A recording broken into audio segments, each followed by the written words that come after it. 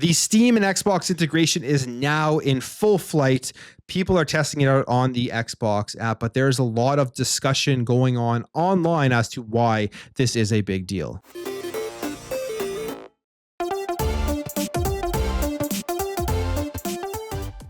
So as we know, the Xbox and Steam integration into the Xbox app right now is in the early stages. It is officially here for the Xbox insiders, then it's going to roll out to everybody else. There has been just insane amounts of discussion about this back and forths between fanboys, between people who play on one platform versus the other, people just interested in this entire topic. And to me, it has been a pretty interesting thing to look at because I think a lot of people, at least who have been following what Xbox has been doing, what they have been saying, this is the beginning of what could be a very big step and a very big move for the ecosystem going into the next generation, starting off with the Xbox handheld that is coming out this year, the ROG Xbox Ally. And then going into next gen, when they do release their console, the expectations that they are going to continue this and take this ecosystem, take this user interface and basically bring it over to the next console where you are getting everything within that box that you connect to your TV. And I think that is the major story here right now as they're kicking off this Steam integration. Still a lot of work needs to be done. I've been going through it. I actually now have it here on my Xbox app, and you can see they now have all of your games listed, your Xbox Game Pass games, your Xbox games that you own, and then they also have your Steam games, as you can see here, like Deadlock with the Steam logo. The other thing that they do have up here is they actually have it integrated into the menu, the drop-down menu for filtering out your games. So you go all games, Xbox games, Steam games.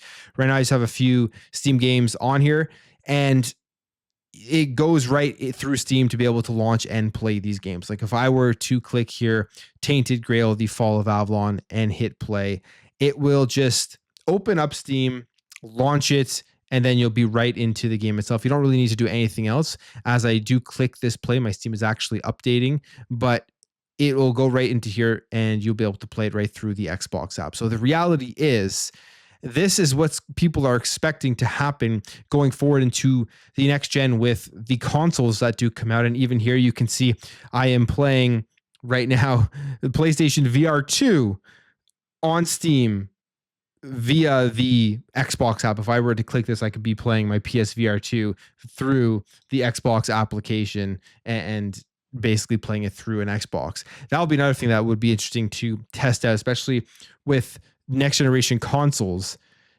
Am I going to be able to now plug in that adapter for the PSVR 2, since it does run on Steam, onto the next generation Xbox if Steam is working on there, and then be able to play my VR stuff as well via the app itself? So that is how the integration works. There's still a lot that needs to be improved upon here. Like if you look at the icons for the Steam games, that they're not good. They need to make sure that they're bringing them up and they look more like the Xbox games, and they have to have better filters. All that type of stuff I think can be improved here with the Xbox app. But this is the beginning. It has a lot of people asking questions like, why is this such a big deal? Why does this matter? Why are Xbox fans making a fuss about this? Simply because it's doing something that you could already do on something like GOG, and it's just basically a shortcut to the Steam application to open up the game itself. This has a lot of people asking that question. My opinion is a big deal because it is a glimpse into the future of what we're getting into the next gen, from the consoles, from obviously the handheld coming out at the end of this year. And if they do release a Xbox console with a custom console user interface that you do plug into your TV, similar to what we have here with the Xbox Series X, and you can go through it like you're using a console with a controller and it feels great, and you can launch an Xbox game, you can launch a PlayStation game, you can launch a game that you own on Steam or any other launchers on PC, that changes the entire sphere here of consoles. And what we traditionally know when it comes to playing on our consoles is that you had to get every single console out there to access every single game because of exclusivity and all the barriers that were put up. This here is the first time in gaming right now that we are seeing barriers just completely destroyed because of this integration and because of the whole PC ecosystem that now has everything basically, except for, of course, the Nintendo Switch games. at least they don't have them legally. So a lot of people do end up playing those games on PC. They find other ways to do that. So that is why this is such a massive deal. And if we go over here to Twitter, we have this question being asked by Synth Potato and saying, I'm confused on why everyone is making a massive deal of Steam games being playable from the Xbox app. This is literally just a shortcut that opens Steam and presses play for you, the same as you have on an icon on your desktop. Why is this a big deal? You have many different responses here. First, you have Frittata here on X saying you don't see Xbox users having access to PC games as a big deal. That's 89,000 new titles for those users, which I think is a good thing. Sith Potato says Xbox users are not having access to PC games right now, though. This is just a shortcut for devices that run Windows when you open the Xbox app. And then it continues on here and says this is a glimpse into what the next Xbox will be able to do. And as it stands, Nintendo and Sony do not have an option like this for their user base, who will not be able to take their library where they went.